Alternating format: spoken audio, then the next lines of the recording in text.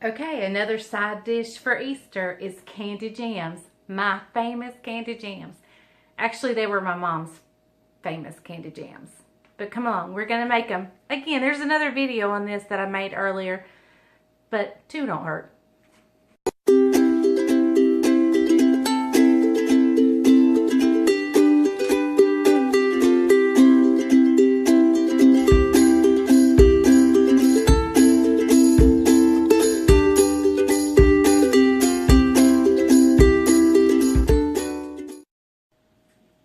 Okay guys, so we are making candied yams, and I've kind of got my assembly line set up here, and I'm going to pre-cut the butter. I think that may make it go a little faster.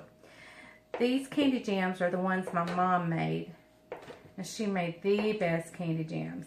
Anytime there was a family reunion, a family Christmas, Thanksgiving, whatever, my mom, that was just her staple thing to bring.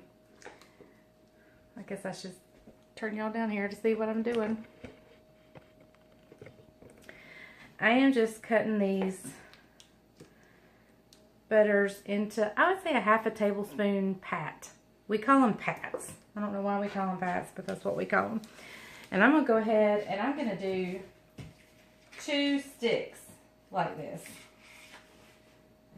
And let me just go ahead and tell you guys, there is absolutely nothing, except for the sweet potato, there is absolutely nothing healthy about this dish, because it is nothing but sweet potato, sugar, and butter. So if you are on a health kick, you might want to just turn this video off, or because this is not by any means healthy. And this butter's cold, so it would slice a little easier.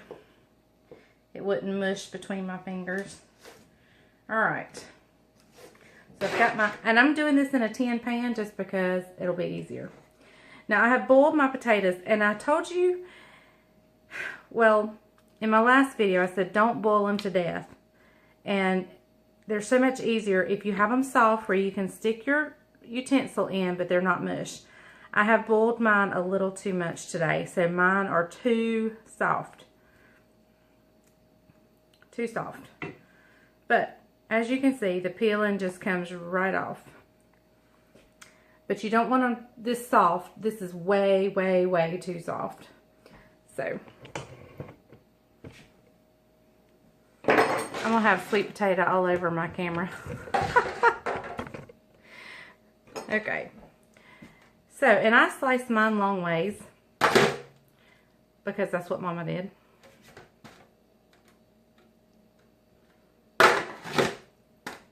And be careful throwing your knife in these tin pans. You can put a hole in it, and you won't know it till your oven's a mess. And this is why you don't cook them so much, because they're falling apart.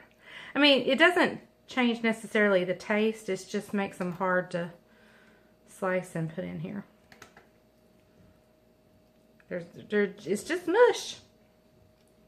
Now, after I boiled these, I did run some cold water on them to kind of try to stop the cooking, but I had already let them go too far, and they're still very hot. Hot to my hand.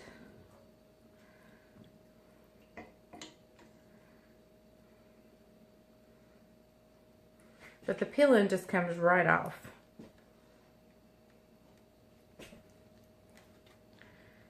There again, all of these are just way too soft. But it's okay. It doesn't affect the taste. It just makes them hard to slice. Yeah, see? That one just totally fell apart. Totally fell apart. So, with it falling apart, I'm just going to kind of throw it in here the best I can. And you just kind of want one layer. So I'm filling in right now any holes that I see. Alright, I'm going to set these two out. And you need a handful of napkins to do this. Handful of napkins. Alright. Get you guys where you can see. Alright, and I'm just going to take little pats of butter and dot them around. If you see potato strings, like there was one, I mean if they're bad potato strings, you can pull them out. I'll do one more. Maybe one small one right here. Okay, so now I need a measuring spoon. Any size that's a good scooping size. This is my 1/4 of a cup, so I'm just going to use it. Probably could use it to be a bigger one. In fact, I do need it to be bigger. Going to use my 1/2 cup one. Wipe it out. I had my windows open the other day and pollen just blew in like it belonged here. Alright, there went a 1/2 cup and I haven't even finished.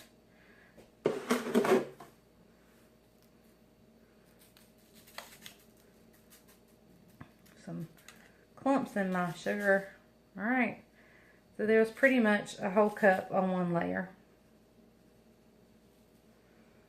Alright, so we're going to go in with another layer.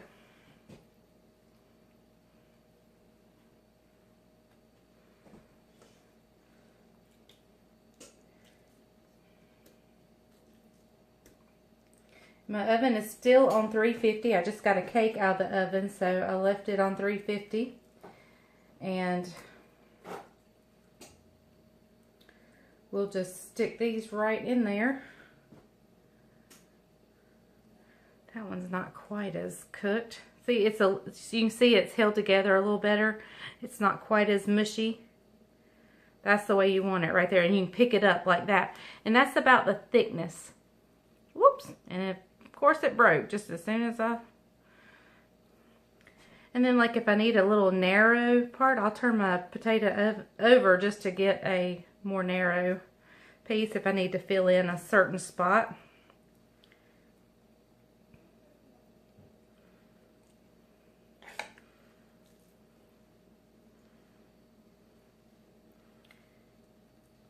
Alright, let me grab one of these other potatoes.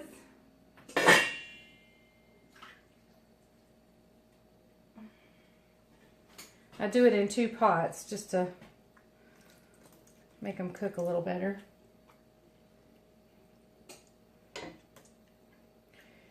If you fill it up too full, the bottom ones get to be mushy and the top ones don't get cooked well. So, that's a pretty one. Alright, so there's that layer.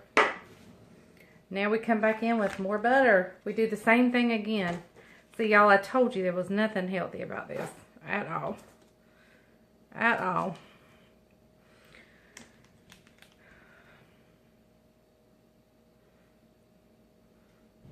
And I'm going to make 2 pans of candied yams.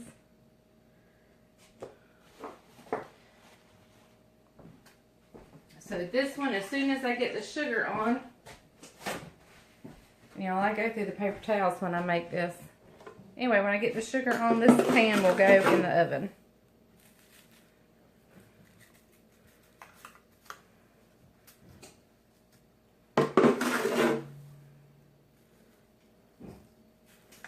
Now these cook for at least probably about an hour. Again, I'll time it today and let you know and see.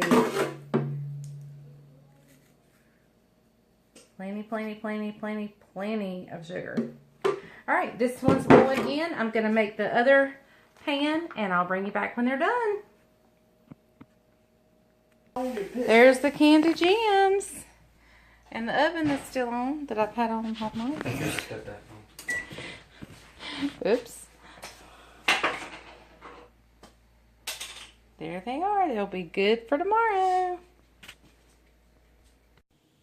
Well, guys, thank you for watching The Farming Pastor's Wife. Easter's over.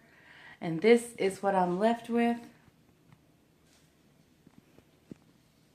I gotta clean that up.